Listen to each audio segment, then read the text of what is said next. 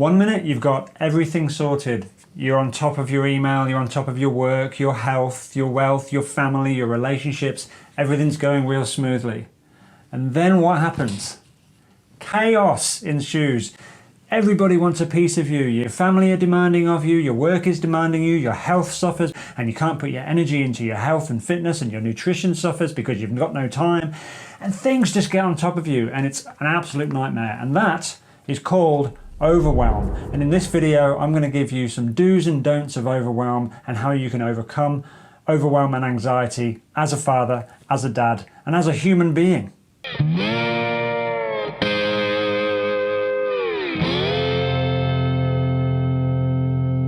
Hey all, Paul here. I'm trying to master this dad thing. I invite you along on the journey. My mission is to help dads improve and level up on their mind and body health, their relationships and wealth.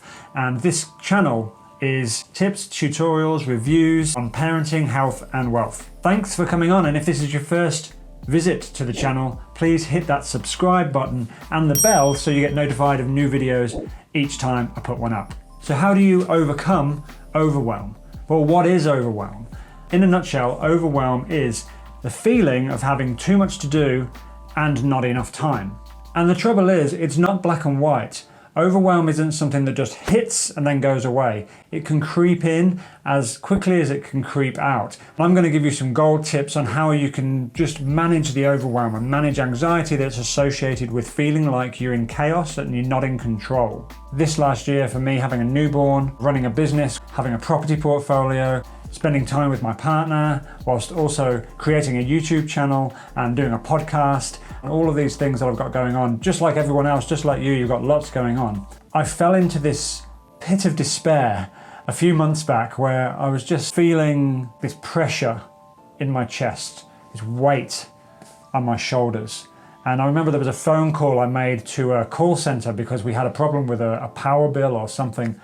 And I remember this compressing feeling in my chest, like I was caving in, and I just felt like I'm going to have a heart attack or something. What I realized in that moment was I was overwhelmed. It was just too much for me, and I can feel it as I talk about it. My body is closing up. So how did I get out of that overwhelming feeling? I'm going to cover the don'ts before I cover the do's, so stick around for the do's because that's the important part. But here's some things that I don't recommend you do when you're feeling in chaos or overwhelmed and you've just got too much to do and the feeling that you've got not enough time. The first thing not to do when you're feeling overwhelmed is to try and control it. Just feel the feeling of overwhelm, understand that's what you're in right now, and just sit with that just for a moment. Stop what you're doing, put things down and sit with it. Don't feel that you have to take control and try and fight the overwhelm. Just sit and relax and breathe and sit with it. Secondly, also, don't feel you have to multitask to get everything done.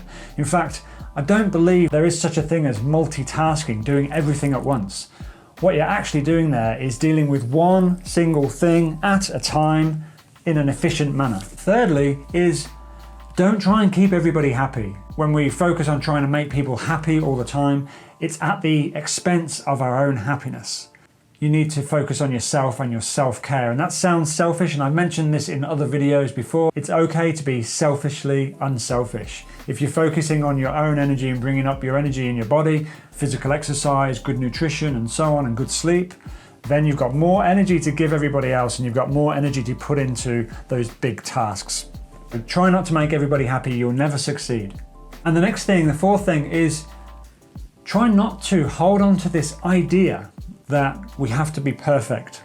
Try not to hold on to this idea that everything has to be done exactly right, where you're focusing on trying to get it so perfect that you never actually finish the task in hand. A good example is setting up my YouTube channel, is that I thought, okay, I need all the best gear, I've got my lighting right, get my camera exactly right, got to get the settings perfect, I've got to get the environment, the backdrop, everything's got to be spot on, and look, it's actually not looking too bad right now. I was so focused on getting it so perfect, it was actually stressing me out. What I was never doing is sitting down in front of the camera like I am now, hitting record and talking to you guys like we're having a conversation. My idea of perfectionism cause me to never actually take action. So perfectionism causes inaction. Be willing to not be perfect. Start now and get perfect later. That's a great quote by a guy called Rob Moore. He's a mentor and coach in property. Oh, the other thing about multitasking and trying to do everything at once is that you never actually get into a zone. You never actually get into flow in that task. So if it's your work or physical exercise, if you're running, or if I'm wanting to do some work like writing or scripting or editing, if I'm trying to do 10 things at once, I never actually put my full energy into everything. I just put little bits everywhere. There's research to say it takes about 18 to 23 minutes to warm up to being in the zone. And that goes the same for going on a run. It goes the same for being in the gym or focusing on writing a book. What happens is when you're multitasking is you're focusing on 10 things at once. You're trying to do this one over here and you spend 5 minutes over here and then you're like, okay, I need to do this now. And you spend 5 minutes over there and it just doesn't work because you never really get focused into the deep work, into just writing, just sitting at your desk and editing, or just sitting with your children and spending some good quality time with your kids without social media, without the phones, without distraction. Back to the point. In order to reduce overwhelm, you focus on one thing at a time. That one thing that's been eating at you for days or weeks that you just know is on your to-do list, but you're just not getting at it. That's the one thing you need to do. The interesting thing about overwhelm is that we feel like we've got so much to do and not enough time, yet if you really think about it, to get a task done, you just have to focus on that one task. And one thing, one task, isn't overwhelming.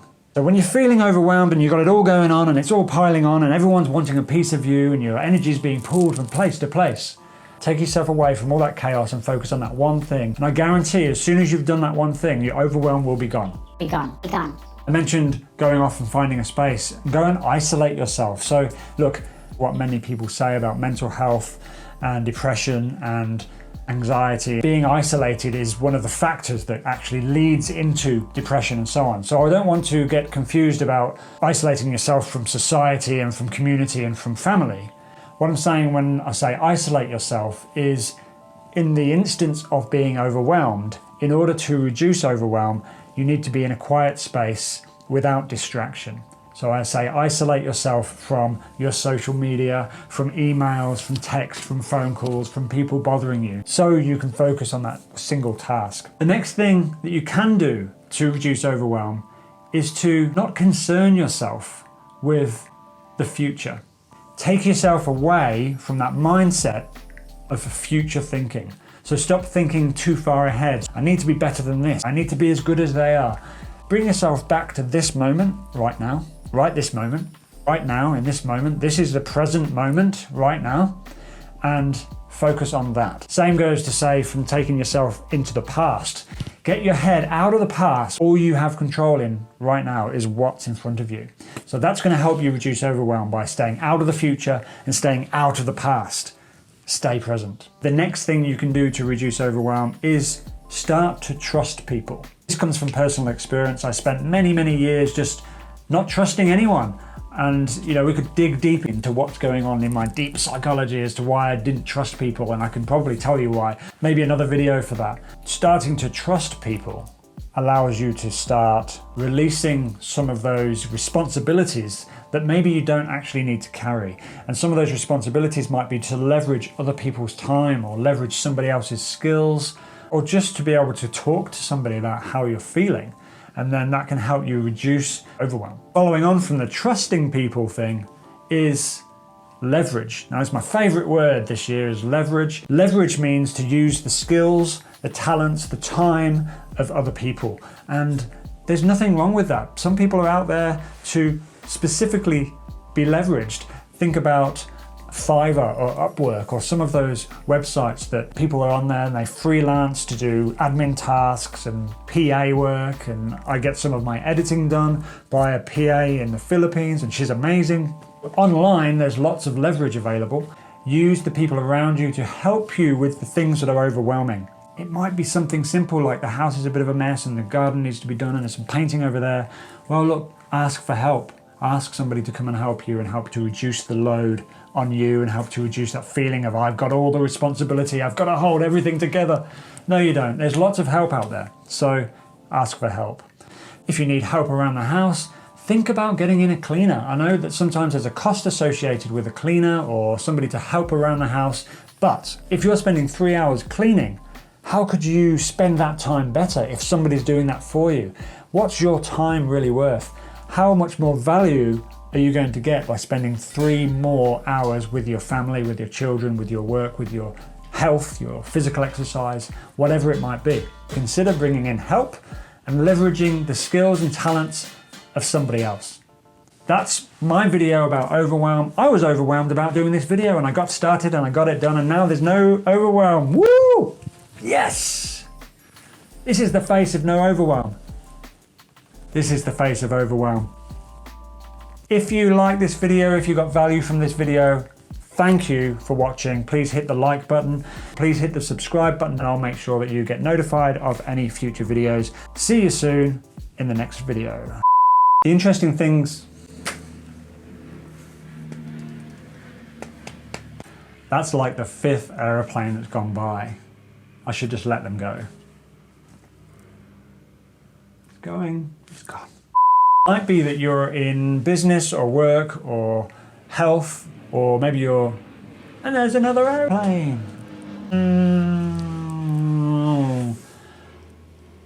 Okay. Where was I? Leverage.